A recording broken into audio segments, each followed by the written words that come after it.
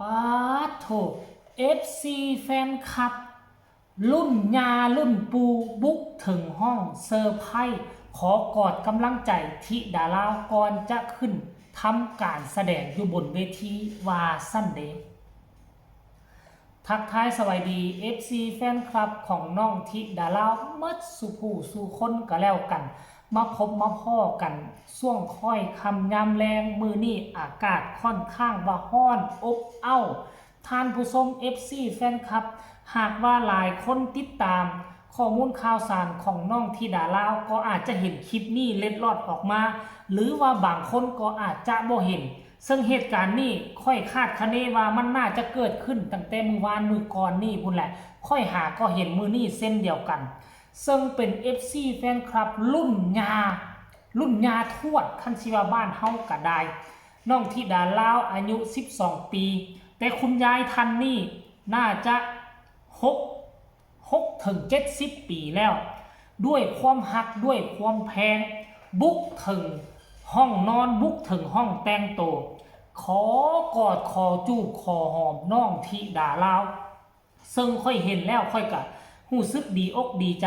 นอกจากเพิ่นจะมาให้กำลังใจน้องธิดาราแล้วเพิ่นก็ยังให้กำลังใจ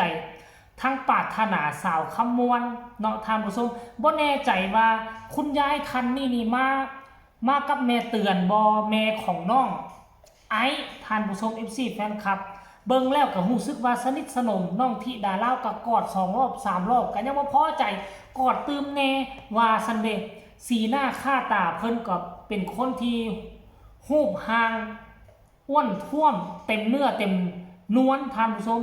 เพิ่นก็อายุราวๆประมาณ6ถึง70ปีพุ่นแหละแต่ว่าอุ้มน้องธิดาราทั้งอุ้มทั้งกอดทั้งอุ้มและทั้งตีก้นตีก่อยคล้ายๆคือเฮาเป็นผู้รักผู้ใหญ่อุ้มแล้วก็รู้สึกว่า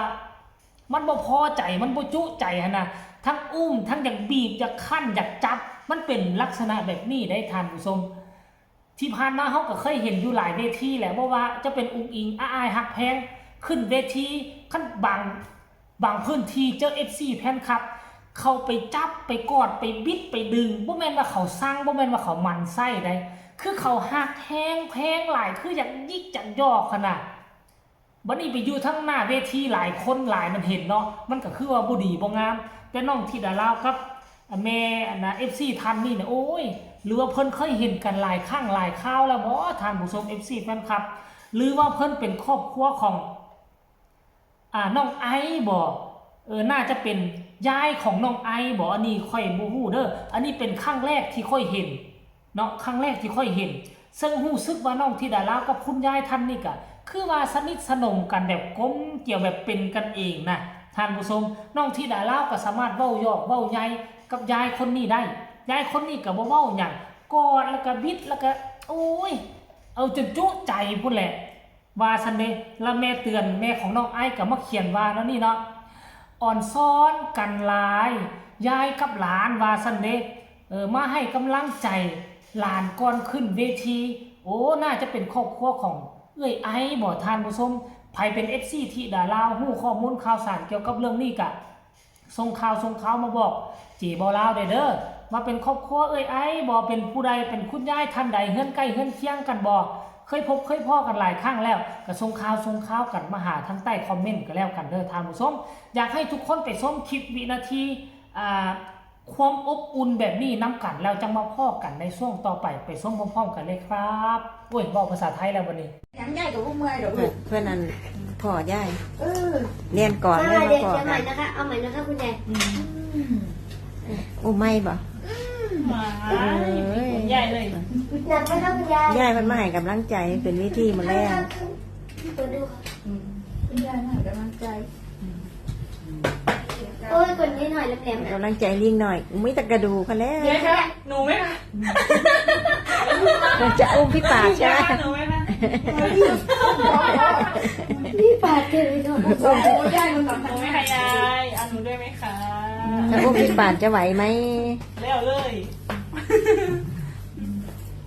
นี่ก่อยปากได้กอดเลยทำหูได้แล้วคุณยายอายุเท่าไหร่แล้วคะ67แล้วจ้า67แล้วจ้าเลยไม่ทำได้ไหนก็ตายไม่ชอบที่อะไร เงินเยอะเอามายืมหน่อยถึงแสนวะ แสนกีบบ่ มีอยู่แสนเกียรติ พี่ปาดอุ้มเนี่ยพี่ปาดอุ้มคุณยายพี่ปาด ไม่ไหว ด้วยกันนะ คุณยายให้หนูอุ้มไหมคะมาหนูอุ้ม ยาหาเงินเด่นไม่นะคะนั่งค่ะคุณยาย เห็นหรือยังล่ะ FC แฟนคลับคือค่อยเว้าบ่อบอุ่นบ่ความจริงแล้วนะภาพบรรยากาศแบบนี้นะน้องธิดาลาวบ่ว่าจะไปม่องใดจะไปพื้นที่ใดล้วนแล้วแต่มี FC แฟนคลับประเภทแบบนี้แหละมาหาตลอดมาให้กำลังใจตลอดได้บางครั้งคือพอพูกับบ่ทันทายมาให้เบิงบางครั้งทีมงานศรีวิไลกับบ่ทันทายเพราะว่าต่างคนต่างกะเกี่ยมจะขึ้นเวทีแต่งหน้าใส่ชุดนั่นใส่ชุดนี่พอผู้ศรีวิไลกับกะเกี่ยม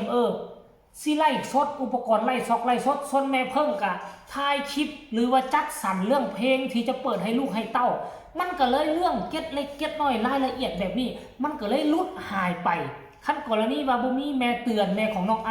เป็นผู้ถ่ายทอดมาให้พวกเฮาเบิ่งอันนี้พวกเฮาก็บ่ได้เห็นในภาพบรรยากาศแบบนี้นะท่านผู้ชม FC แฟนคลับเห็นแบบนี้แล้วเฮาก็รู้สึก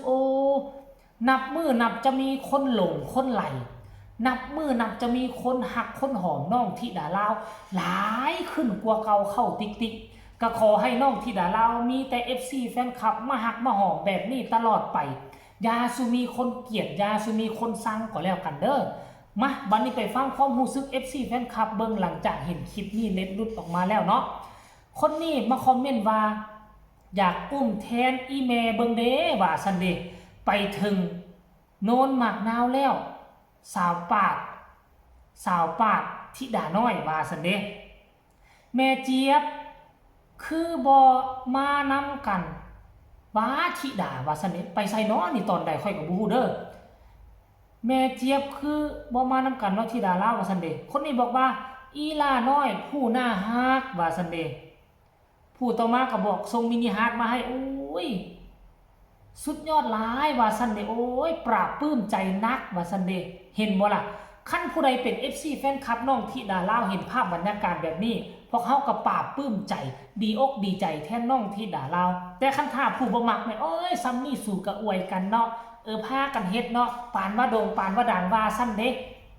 ก็ว่ากันไปแล้วท่านผู้ชมแต่คันเขาเว้าแล้วนี่เฮาก็คันเห็นแล้วก็เลื่อนผ่านคันเฮาบ่เลื่อนผ่านคนที่จะเป็นทุกข์ก็คือเฮาได้จะไปเบิ่งแล้วก็คิดที่ตอบโต้กันไปตอบโต้กันมามันจะบ่ดีทั้งสองฝั่งสองฝ่ายท่านผู้ชม FC แฟนคลับจบคลิปนี้แล้วก็จะไปคั่วกินแล้วก็สิแล่นไปใต้กงใต้เขียดเอามาแช่ตู้เย็นไว้มันฝนสิตกหรือบ่ตกก็บ่ฮู้ในอนาคตมันสิเป็นแนวใดท่านผู้ชมช่วงนี้เครียดหลายไปหามาไว้กินเด้อ FC แฟนคลับน้องธิดาลาวก็ได้ฝากกดไลค์กดแชร์กดติดตามที่สำคัญอย่ากดข้ามโฆษณาพอกันใหม่ในคลิปหน้าลาท่านผู้ชมไปก่อนสบายดี